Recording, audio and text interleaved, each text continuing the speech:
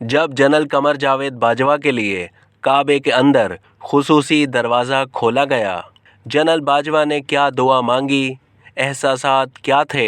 Senior تجزیہ نگار ارشاد بھٹی نے سال 2017 میں ایک کالم کعبے کے اندر میں army chief general Qamar Javed Bajwa کے کعبے کے اندر جانے کے واقعے سے متعلق لکھا۔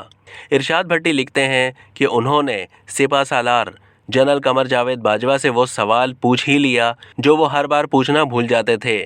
بحیثیت آرمی چیف سعودی عرب کے پہلے ہی دورے میں آپ کو خانہ کعبہ کے اندر جانے کی سعادت ہوئی، یہ کیسے ہو گیا؟ آرمی چیف اس سوال پر ایک عجیب سے اطمینان بھرے انداز میں صوفے سے ٹیک لگا کر چند لمحوں کی خاموشی کے بعد بولے، سچی بات تو یہ ہے کہ جس کا گھر اسی کا کرم اور اسی کا بلاوا، ورنہ یہ پہلے سے طے نہیں تھا۔ دراصل ہوا یوں کہ ریاض میں سعودی فرما رواں شاہ سلمان بن عبدالعزیز اور نائب ولی عہد محمد بن سلمان سے ملاقاتوں کے بعد جب مدینہ آ کر میں روضہ رسول صلی اللہ علیہ وآلہ وسلم پر سلام اور مسجد نبوی صلی اللہ علیہ وآلہ وسلم میں نفل پڑھ کر فارغ ہوا تو سعودی بادشاہ کے پروٹوکول سربراہ نے ٹیلی فون پر مجھے بتایا کہ شاہ سلمان بن عبدالعزیز کی خواہش پر عمرے کے بعد آپ کے لیے خصوصی طور پر کعبے کا دروازہ کھولا جائے گا۔ یہ سنتے ہی میں نے اللہ تعالیٰ کا شکر ادا کیا اور شکر ادا کرتے ہوئے میری آنکھیں بھیگ گئیں۔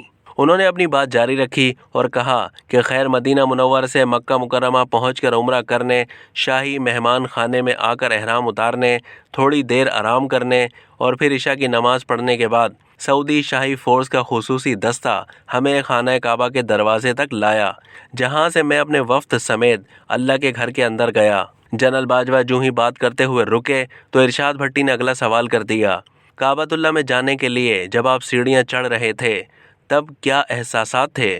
وہ بولے، بس بار بار اپنے گناہ گار ہونے اور اللہ کے گھر کے تقدس اور جاہ و جلال کا احساس ہو رہا تھا۔ وہ فیلنگز لفظوں میں بیان نہیں کی جا سکتی، وہاں پہنچ کر بھلا کسے ہوش رہتا ہے؟ یوں لگتا ہے کہ جیسے بندہ کسی اور ہی دنیا اور کسی اور ہی جہان میں پہنچ گیا ہو۔ وہاں جو ہی یہ خیال آتا ہے کہ میں کہاں ہوں تو دماغ کام کرنا چھوڑ دیتا ہے۔ ارشاد بھٹی نے اگلا سوال کیا کہ اللہ کے گھر میں داخل ہوتے وقت یا داخل ہو کر پہلی نظر پڑتے ہی کیا دیکھا اور اندر جا کر پہلا کام کیا کیا؟ جواب ملا کہ اندر داخل ہوتے ہی میں نے دیکھا کہ کعبۃ اللہ کے ستونوں کے درمیان رسی پر بہت سارے برتن لٹکے ہوئے ہیں۔ یہ غالباً حضور صلی اللہ علیہ وآلہ وسلم کے دور یا اس سے بھی پہلے کے برتن ہیں۔ باقی اندر جا کر میں جیسے ہی نفل پڑھنے کے لیے ایک جگہ کھڑا ہوا تو سعودی شاہی گائیڈ مجھے رکن یمنی والی دیوار کے ساتھ ایک جگہ لے جا کر بولا، آپ یہاں نفل پڑھیں کیونکہ یہ مصلی رسول صلی اللہ علیہ وآلہ وسلم ہے۔ حضور صلی اللہ علیہ وآلہ وسلم یہاں نفل پڑھا کرتے تھے۔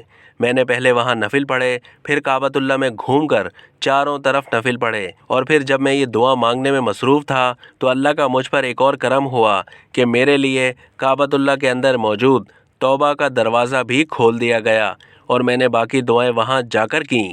جنرل باجوہ سے جب ارشاد بھٹی نے یہ پوچھا کہ کوئی ایسی دعا جو آپ نے وہاں بار بار مانگی ہو تو ان کا جواب تھا، ویسے تو میں نے پاک فوج، اپنے شہداء، والدین، بچوں، رشتہ داروں اور دوست احباب کے لیے بھی بہت دعائیں مانگی، مگر خانہ کعبہ کے اندر میرے دل و دماغ پر پاکستان چھایا ہوا تھا۔ وہاں میں نے سب سے زیادہ دعائیں پاکستان کے لیے کی اور مجھے اچھی طرح یاد ہے کہ دعا مانگتے مانگتے جب میں یہاں پہنچا کہ اے پروردگار، پرامن اور مستحکم پاکستان کے لیے پاک فوج کی دی گئی قربانیاں رائیگاں نہ جانے دینا، تو میری جو کیفیت ہوئی وہ بیان سے باہر ہے۔ یہاں میں یہ بھی بتانا چاہوں گا کہ جب میں اندر اپنے ملک کے لیے دعائیں کر رہا تھا تو باہر کعبے کا صحن نعرہ تکبیر، اللہ اکبر، پاکستان زندہ باد اور پاک فوج پائندہ باد کے نعروں سے گونج رہا تھا۔ میں عمر بھر یہ لمحے نہیں بھلا سکتا۔ اب تک کے لیے اتنا ہی۔ مزید معلومات کے لیے ڈیلی جنگ کے یوٹیوب چینل کو سبسکرائب کیجیے اور فیس بک کے پیج کو بھی لائک کیجیے۔